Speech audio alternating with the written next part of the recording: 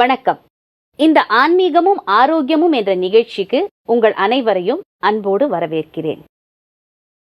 நம் மனம் எப்படி இருக்கிறதோ நம் உடலும் அப்படியே இயங்குகிறது.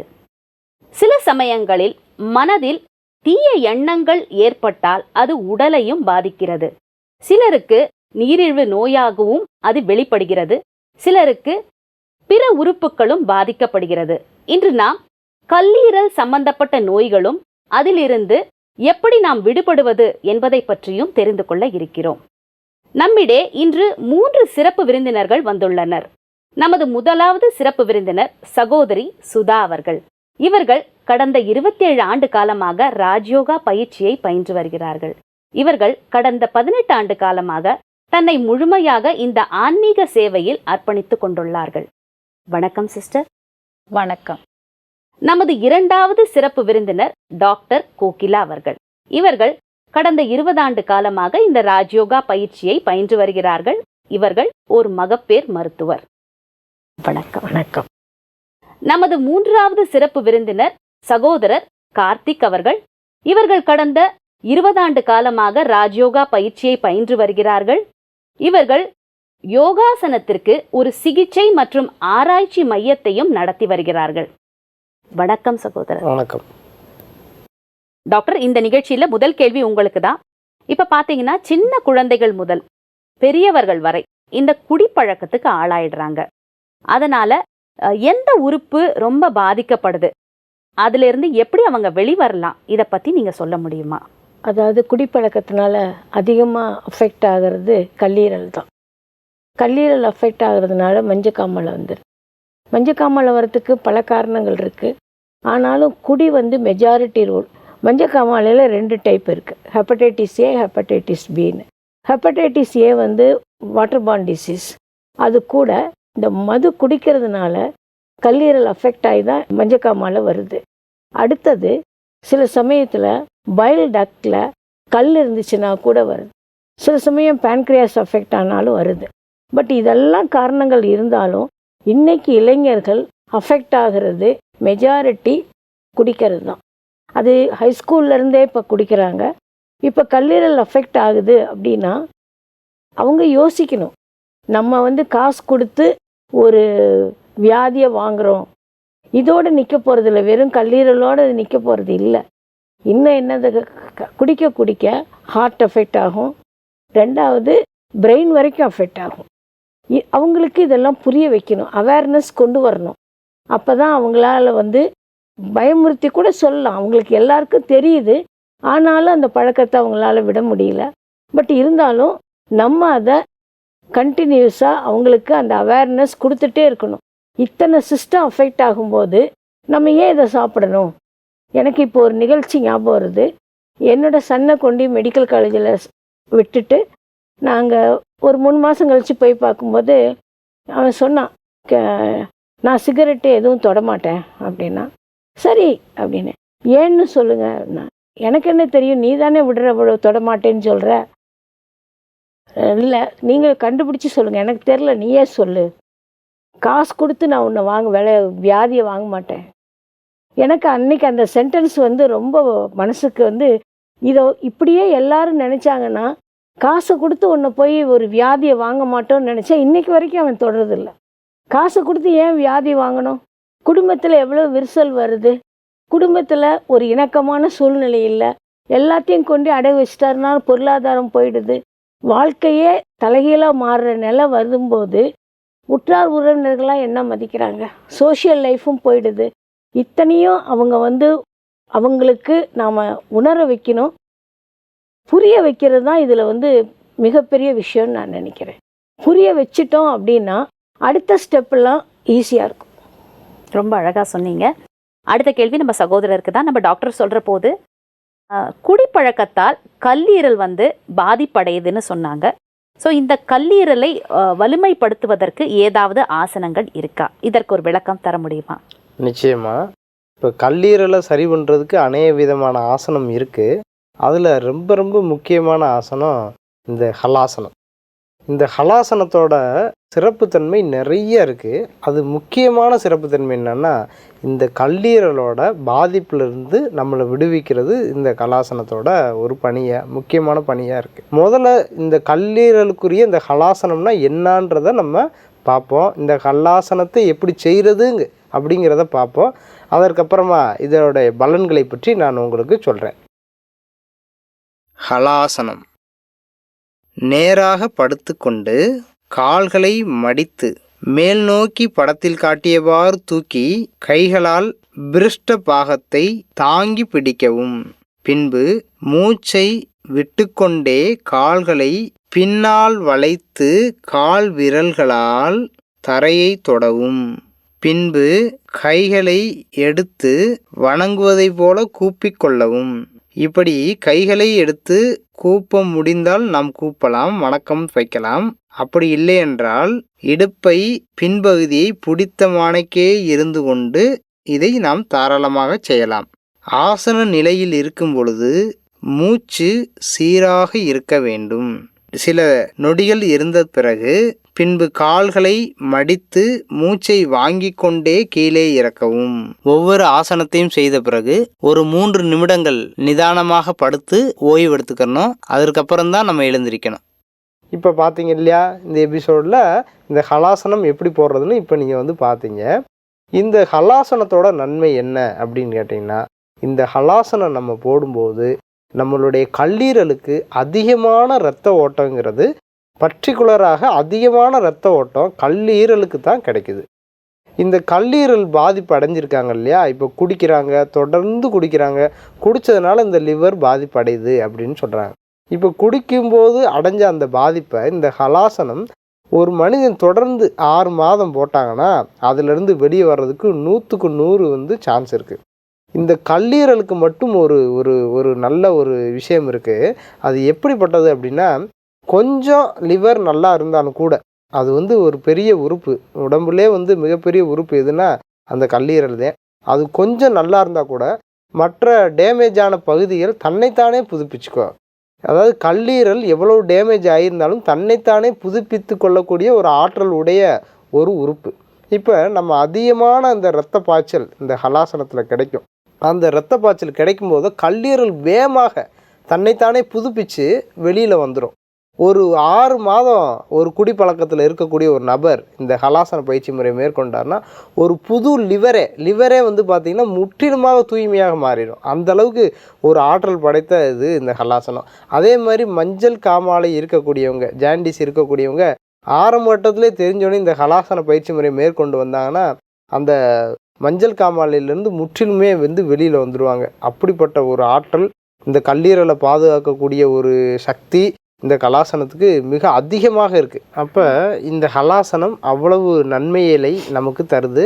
முக்கியமாக இந்த கல்லீரல் சம்பந்தப்பட்ட வியாதிகள், கல்லீரல் அலர்ச்சி, இந்த மஞ்சள் காமாலை, இந்த ஃபேட்டி லிவர், இந்த மாதிரி விஷயத்துக்கெல்லாம் இந்த ஹலாசனம் பெரும் உதவி பண்ணி அதிலிருந்து அவங்கள முற்றிலும் 100% இந்த ஆசனம் அவங்கள வெளியில் எடுக்கும். அதனால் இந்த ஆசனத்தை தினந்தோறும் நம்ம நேயர்கள் போட்டு பயன்பெறுங்க அப்படின்றது இந்த நிகழ்ச்சியின் வாயிலாக நான் கேட்டுக்கிறேன். ரொம்ப அழகாக சொன்னீங்க. கல்லீரலுக்கு தன்னை புதுப்பித்து கொள்ளக்கூடிய ஒரு அற்புதமான தன்மை இருக்குன்னு சொன்னீங்க. இது எல்லாருக்குமே ஒரு நல்ல கருத்தாக அமையும்னு நினைக்கிறேன். அடுத்தது நம்ம டாக்டர்கிட்ட ஒரு கேள்வி. எப்போ ஒரு கல்லீரல் பழுதடைஞ்சிருச்சுன்னா அதை எப்படி மக்கள் உணர முடியும்? அதாவது எப்படி கம்ப்ளைண்ட்டில் வருவாங்கன்னா, அவங்களுக்கு யூரின் மஞ்சளாக போகும். அதுதான் அவங்களுக்கு தெரியும். சொல்லுவாங்க யூரின் மஞ்சளாக இருக்குன்னு. நம்ம உடனே யூரின் டெஸ்ட் செய்ய சொல்லுவோம். அதில் பைல் சால்ட், பைல் பிக்மெண்ட்ஸ் இருந்துச்சுன்னா நம்ம அதுக்கு ஜாண்டிஸ்ன்னு சொல்லுவோம். ஃபிசிக்கலாக எக்ஸாம் பண்ணி பார்த்தா கண் மஞ்சளாக இருக்கும், நாக்கு கடியில் பார்த்தா மஞ்சள் இருக்கும். ரொம்ப நாள்பட்டு வந்தாங்கன்னா உடம்பு கூட மஞ்சள் ஆகிறதுக்கு வாய்ப்பு இருக்குது. ஸோ இதுலேருந்து அவங்க தெரிஞ்சுக்கலாம் அவங்களுடைய லிவரில் ஒரு கல்லீரலில் பிரச்சனை இருக்குன்னு தெரிஞ்சுக்கலான்னு சொல்கிறீங்க. ரொம்ப அழகாக சொன்னீங்க. அடுத்தது நம்ம சகோதரிக்கு ஒரு கேள்வி. இப்போ இந்த மாதிரி கெட்ட பழக்கங்களுக்கு ஆளானவங்க இந்த ராஜயோகா பயிற்சி மூலம் எப்படி மனதளவில் அந்த கெட்ட பழக்கத்திலேருந்து வெளியில் வருது? இதுக்கு ஒரு வழி நீங்கள் கூற முடியுமா? இன்றைக்கி உலகத்தில் பார்த்திங்கன்னா நிறையா ட்ரக் டி அடிக்ஷன் சென்டரை வச்சுருக்குறாங்க. இப்போ நம்ம அந்த ட்ரக் டி அடிக்ஷன் சென்டரில் போய் அட்மிஷன் போட போகிறோம் அப்படின்னு சொன்னால் அவங்களுடைய முதல் பார்ட்டே கவுன்சிலிங்னு ஒன்று இருக்கும். அந்த கவுன்சிலிங்கில் அவங்களோட ஃபேமிலியோட வர சொல்லுவாங்க. யங்ஸ்டர்ஸாக இருக்கிறாங்கன்னா அவங்க பெற்றோர்களோட வர சொல்கிறாங்க. அப்படி வந்து அவங்கள்ட்ட கவுன்சிலிங் பண்ணதுக்கு அப்புறம் தான் ட்ரீட்மெண்ட்டை ஸ்டார்ட் பண்ணுறாங்க.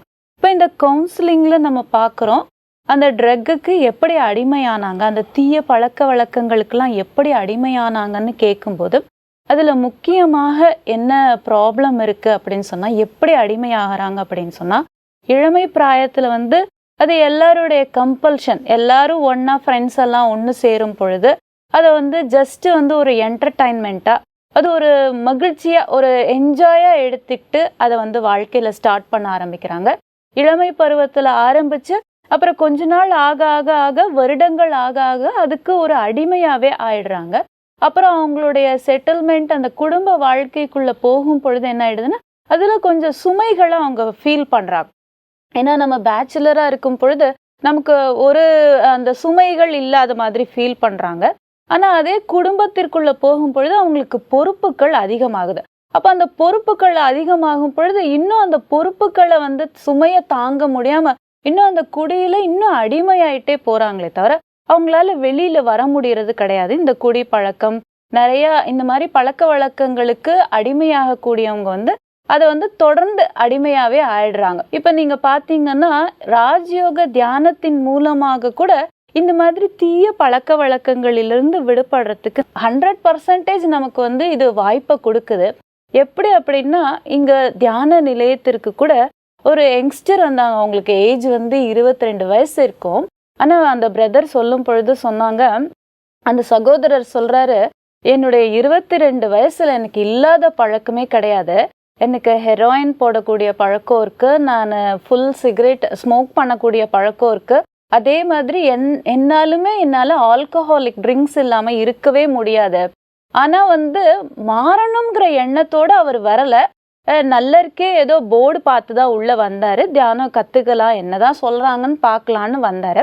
அப்படி உள்ளே வரும் பொழுது அவருக்கு இங்கு கிடைக்கக்கூடிய ஞானம், பகவான் சொல்லக்கூடிய அந்த சத்தியமான ஞானத்தை உணர உணர உணர அவர் தனக்குள்ள ஒரு மாற்றம் ஏற்படுறத பார்த்தார். மாறணும்னு நினைக்கும் போது வழி தன்னால் வருது. மாறலைன்னாலும் அவங்களுக்கு அந்த மாறணுங்கிற எண்ணம் வரலைன்னாலோ ஒரு நல்ல ஒரு தொடர்பில் இந்த மாதிரி தியான நிலையங்களுக்குள்ளெல்லாம் வரும் பொழுது அங்கே இருக்கக்கூடிய அலைகள், அந்த சூழ்நிலைகள், அங்கே கிடைக்கக்கூடிய ஞானம், அதை நம்ம பயிற்சி பண்ணி பார்க்கும்போது அந்த ஆழ் மனசுல அவங்களுடைய எண்ணம் என்ன பண்ண ஆரம்பிக்குதுன்னா கொஞ்சம் கொஞ்சமாக மாற ஆரம்பிக்குது. மாறணும்னு எண்ணம் இருக்கிறவங்களும் சீக்கிரமா மாறிடலாம்.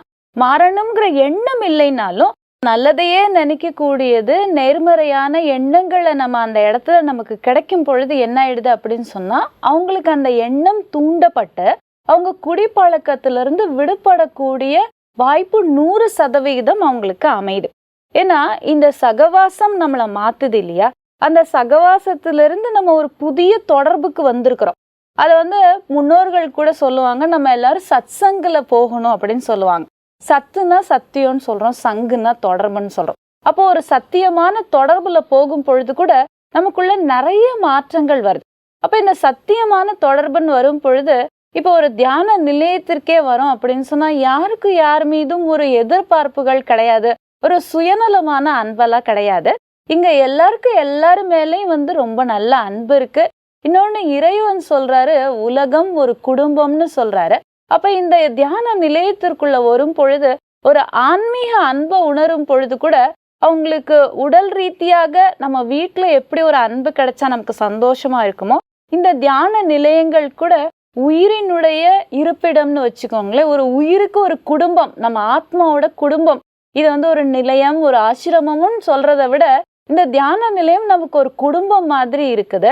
அங்க கற்றுக் கொடுக்கக்கூடிய ஞானம், இறைவனுடைய தொடர்பு, அங்க சகோதர சகோதரிகளினுடைய தொடர்பு, நமக்கு ஒரு நல்ல தொடர்பு கிடைக்கும் பொழுது நம்மளுக்கு அந்த குடிப்பழக்கத்துல இருந்து விடுபடுறது ஒரு எளிமையான முறையா இருக்கு.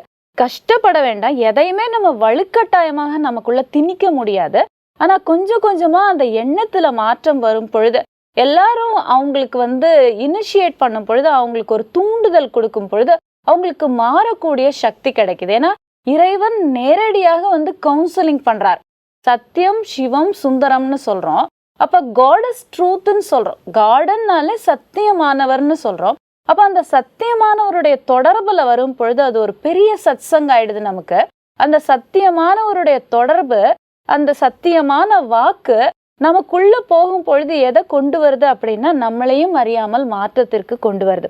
அப்ப ஒரு பிரதரை பாத்தீங்கன்னா தொடர்ந்து இந்த தியான நிலையத்திற்கு வந்துட்டு இருந்தாரு. ஒரு 6 மாத காலமாக வந்திருப்பாரு. அப்புறம் 6 மாத காலத்திற்கு அப்புறம் பாத்தீங்கன்னா அவரை தொடர்புலே வரல.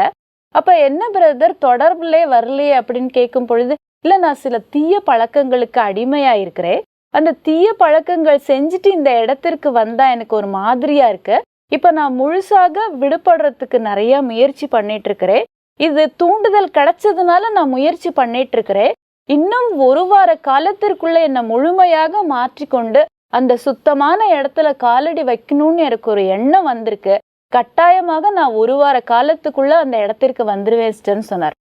அப்ப பாத்தீங்கன்னா நம்மளுடைய மனசுல அந்த நேர்மறையான எண்ணங்களை நேரடியாக இறைவன் ஏற்படுத்தும் பொழுது நம்மளுடைய எண்ணத்தின் மூலமாக அந்த தீய பழக்க வழக்கத்திலிருந்து விடுபடுறதுக்கு நமக்கு ஒரு சக்தி கிடைக்குது. இறைவனுடைய தொடர்பும் கிடைக்குது. நம்ம இருக்கக்கூடிய அந்த சுற்றுப்புற சூழ்நிலையில நமக்கு நல்ல ஒரு குடும்ப பாங்கான ஒரு உணர்வு, அந்த சகோதர சகோதரிகளினுடைய நல்ல ஒரு அரவணைப்பு, அன்பு கிடைக்கும் பொழுது அந்த குடும்பத்தின் மூலமாகவும் நம்மளை மாற்றிக்கொள்ளக்கூடிய சக்தி நமக்கு வருது. அப்ப இந்த தீய பழக்க வழக்கத்துல நம்ம கட்டாயமாக தியானம் பண்ணுவதன் மூலமாக முழுமையாக நம்மளை மாற்றிக்கொள்ளக்கூடிய சக்தி நமக்கு கிடைக்குது. ரொம்ப அழகா சொன்னீங்க. மனசு எப்போ பலவீனம் அடையுதோ அப்பதான் தீய பழக்கங்களுக்கு உள்ளாகுது. இப்போ ஒரு நல்ல ஒரு சூழ்நிலையில திரும்பி வர பொழுது அந்த கெட்ட பழக்கங்களை விட்டு நல்லவர்களாக மாறுவதற்கும் ஒரு வழி இருக்குன்னு சொன்னீங்க. அடுத்தது உங்களுக்கு ஒரு கேள்வி பிரதர். யாராவது உங்களுடைய சிகிச்சை மையத்துக்கு இந்த மாதிரி கல்லீரல் பிரச்சனையோடு வந்து இதிலிருந்து விடுபட்டிருக்காங்களா? ஏதாவது ஒரு அனுபவம் இருந்தா நீங்க எங்களோடு பகிர்ந்து கொள்ளலாம். தாராளமா. இப்போ பார்த்தீங்கன்னா நிறைய பேர் அந்த மாதிரி வந்திருக்காங்க. அதில் ஒரு நபர், அவர் தொடர்ந்து காலையில இருந்து இரவு வரைக்கும் குடிச்சிக்கிட்டே இருப்பார். அவர் ஒரு பிஸ்னஸ்மேன். அவர் சொல்லுவார், குடித்தா மட்டும்தான் எனக்கு சக்தி வருது, குடித்தா மட்டும்தான் என்னால் பிஸ்னஸ் பண்ண முடியுது அப்படின்ற அந்த என்னமோ எனக்கு ஒரு தைரியம் கிடைக்குது, ஒரு தெம்பு கிடைக்குது, என்னால் என் பிஸ்னஸை பண்ண முடியுது அப்படின்னு நினைக்கக்கூடிய ஒரு நபர். அவர் தொடர்ந்து குடித்து திடீர்னு பாதிப்புக்குள்ளாகி ஒரு மிகப்பெரிய ஹாஸ்பிட்டலில் போய் அட்மிட் ஆகிட்டார். அப்போ டாக்டர் சொல்லிட்டாங்க, நீங்கள் இன்னைக்கு குடிச்சிங்கன்னா ரொம்ப மோசமாயிரும், உங்களுடைய லிவர் ரொம்ப ஒரு மோசமான நிலையை அடைஞ்சிருச்சுன்னு.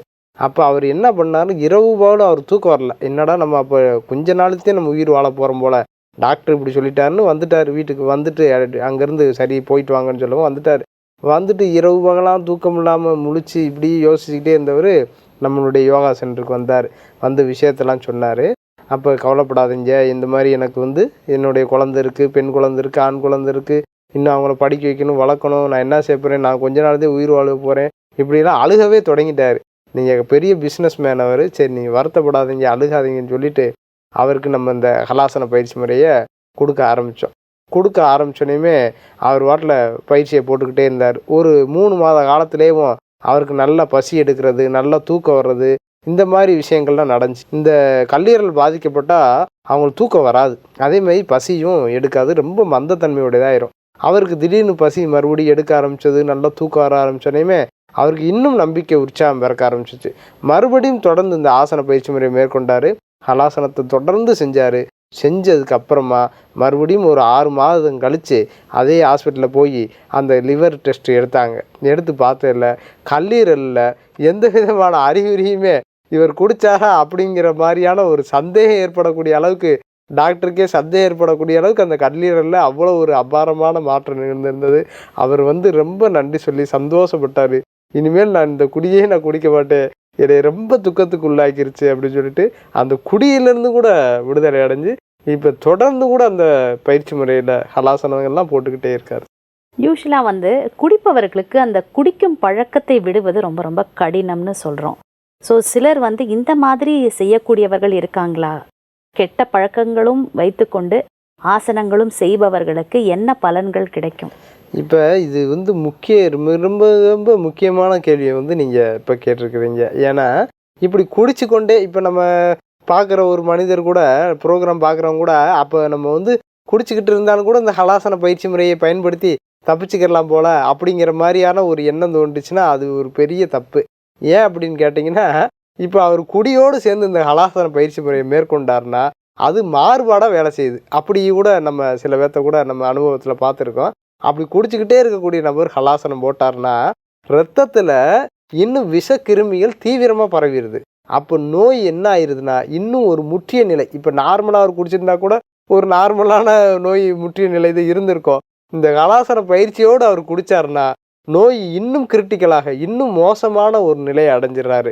அதனால நேயர்கள் கூட இந்த மாதிரி குடிச்சிக்கிட்டே நம்ம ஹலாசனம் போடலான்ற அந்த மாதிரி ஒரு எண்ணத்துக்கு போகாமல் அதிலிருந்து விடுபட்டுட்டு நம்ம இந்த ஹலாசன பயிற்சியை போடலான்னு நினைக்கலாம். அதே சந்தர்ப்பத்தில் இல்லை தினந்தோறும் நான் அந்த ஹலாசன பயிற்சியை போட்டுக்கிட்டேவும் அதிலிருந்து விடுபடுறேன் அப்படின்னா கூட அதுவும் ஒரு சரியான சிந்தனை தான்.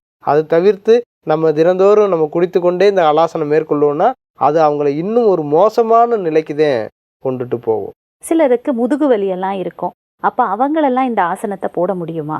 இந்த மாதிரி அதாவது முதுகு வலி உள்ளவங்க, அதிகமான இடுப்பு வலி உள்ளவங்க இந்த ஆசனத்தை ஒரு யோகா நிபுணருடைய மேற்பார்வையில் தான் அவங்க நிச்சயமாக செய்யணும். இதே இன்னொரு விஷயமும் கூட அவங்களுடைய மருத்துவருடைய ஆலோசனையும் பெற்றுக்கிறது ரொம்ப நல்லது. அவங்க நேரடியாக இந்த பயிற்சி முறையை போட முடியாது. ஸோ இப்போ இந்த தொலைக்காட்சியில் வருதுன்னு பார்த்துட்டு அவங்க வீட்டில் வந்து அவங்களே போட ஆரம்பிக்கக்கூடாதுன்னு சொல்ல வர்றீங்க? நிச்சயமாக அவங்க இந்த மாதிரியாக பார்த்துலாம் போடுறதுனால ஒன்றும் இல்லை. அதாவது இந்த மாதிரி நார்மலாக ஆரோக்கியமாக இருக்கவங்க இந்த தொலைக்காட்சியின் வாயிலாக பார்க்கக்கூடிய ப்ரோக்ராமை இந்த தொலைக்காட்சியில் எப்படி சொல்லித்தரமோ அதே மாதிரியாக செய்யலாம். அதனால் ஒன்றும் இல்லை. நம்ம யாரை போடக்கூடாதுன்னு சொல்கிறோமோ யாருக்கு என்ன பிரச்சனைன்னு சொல்கிறோமோ அவங்க மட்டும் கொஞ்சம் கவனம் கொடுத்து ஒரு மருத்துவருடைய ஆலோசனையும் பெற்று யோகா நிபுணருடைய மேற்பார்வையில் போட்டால் ரொம்ப நல்லது. நீங்கள் என்ன நினைக்கிறீங்க சகோதரி? நாம் தொடர்ந்து எதையுமே எப்படி ஆசனங்கள் உடலிற்கு சக்தி கொடுக்குதுன்னு சொல்கிறோமோ அந்த ஆசனத்திற்கும் நம்மளுடைய மனசையும் சேர்த்து இணைச்சிக்கிட்டோம்னா நல்லா இருக்கும். ஆசனங்கள் போடுவதன் கூடவே தியான பயிற்சி மேற்கொள்ளும் பொழுது அதை நம்ம டெய்லி செய்வோம். ரெகுலராக ஒரு நாள் செஞ்சால் பத்தாது இல்லையா? அவங்க கால அவகாசம் கொடுக்குறாங்க. அப்போ மனசையும் நம்ம சரியாக அதுபடி நடத்தும் போது நான் ரெகுலராக பண்ணணும்னு ஒரு நினைவு நமக்குள்ளே வந்தால் தானே அதை கூட நம்ம ரெகுலராக செய்ய முடியும். அப்போ எதை நீங்கள் கனெக்ட் பண்ணாலும் எதோட கனெக்ட் ஆகிடுது? நம்ம எண்ணங்களோட கனெக்ட் ஆகிடுது. அப்போ மனதில் உள்ளபூர்வமாக நம்ம செய்ய ஆரம்பித்தாலே எல்லாம் ஒன்று சேரும் பொழுது நம்மளுடைய மனம் உடல் எல்லாமே ஆரோக்கியமாயிடுங்கிறது என்னுடைய கருத்து. ரொம்ப அழகாக சொன்னீங்க. இன்றைக்கு இங்கே உங்களுடைய ஆழமான கருத்துக்களை பகிர்ந்தமைக்கு மிக்க மிக்க நன்றி. வணக்கம். வணக்கம். நேயர்களே, இந்த நிகழ்ச்சியை பார்த்தீங்களா? இன்னைக்கு நம்ம ஹலாசனம் பற்றி தெரிஞ்சுக்கிட்டோம். நிறைய காலமாக குடித்து கொண்டு இருப்பவர்கள் கூட குடியை நிறுத்திவிட்டு இந்த ஆசனத்தை தொடர்ந்து 6 மாதங்கள் பயின்று வந்தால் கல்லீரல் வலுவடையும் என்று நம்ம சகோதரர் கூறினார். மற்றும் நம்ம சகோதரி கூறும் பொழுது மனதையும் ஆரோக்கியமாக வைத்துக் கொள்ளுங்கள், ஆசனங்களையும் செய்யுங்கள், அப்பொழுதுதான் முழுமையான பலன் கிட்டும் என்றும் கூறினார்கள். இந்த நிகழ்ச்சி இதோடு நிறைவு பெறுகிறது. மற்றொரு நிகழ்ச்சியில் மீண்டும் சந்திக்கலாம். நன்றி, வணக்கம்.